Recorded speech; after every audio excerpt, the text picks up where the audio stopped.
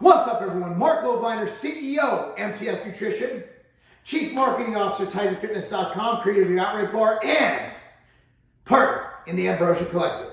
Now I'm going to get this question off the Tiger Fitness group on Facebook, and it's something I want to really talk about because we talk about functional strength. We talk about training to be functional, like CrossFit, functional training. We're better than you non-functional bodybuilders. This comes from Andy Lee. Thoughts on functional fitness. Like someone like Tim Kennedy, by the way, great guy to follow on Twitter. That's strong AF, that means as frick, fit as a whistle. Also, seems like no one likes and does that. Well, Andy, I'm going to explain to you. First, you got to identify what functional fitness is. In my opinion, functional fitness depends on what your function is.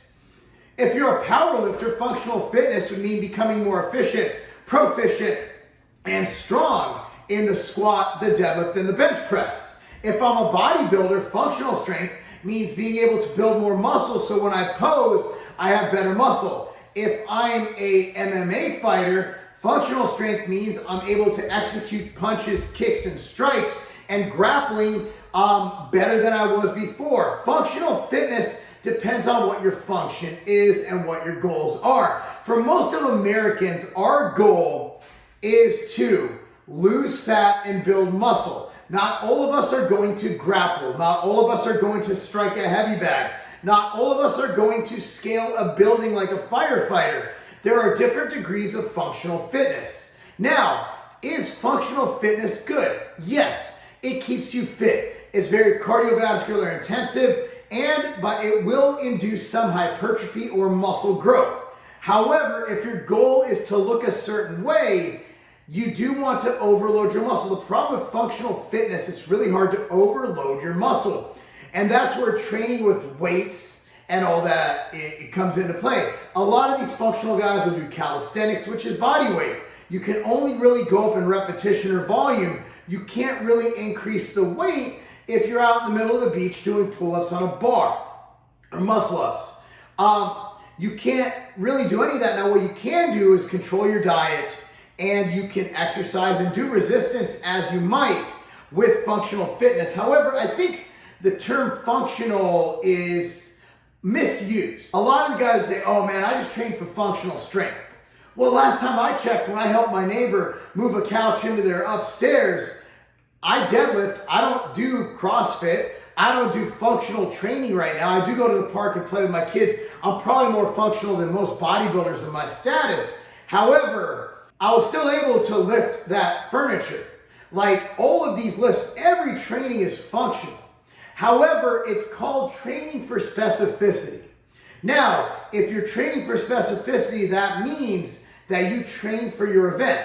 Now, if your event is health and fitness, I recommend doing cardio, fitness training, and maybe some of those movements. But what is functional?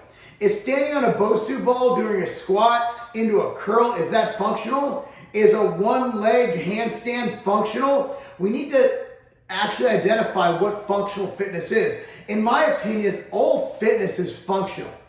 Whatever your movement or your goal is at the end is where you should tailor that functional fitness towards.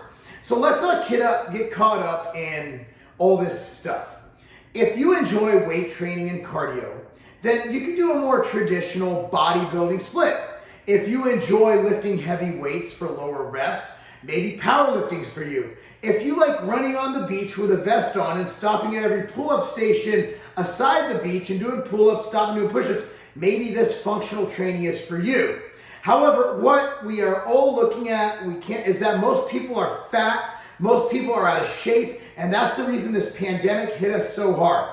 Obesity is a huge comorbidity, and that's why one of the reasons, along with age and other things we can't control, but a lot of things we can't control, like the amount of fat people we have in this country. And the reason COVID-19 has kicked our country's ass more than a lot of countries isn't because we didn't treat it right. It's not because Trump didn't close the book. No. It hit Europe first. Bottom line is we're fat. The reason Korea did so well, everybody's like, oh, this, oh, that, oh, that. No. They did well because they're not as fat as us. I think their obesity rate's like 3%. We're at like 45.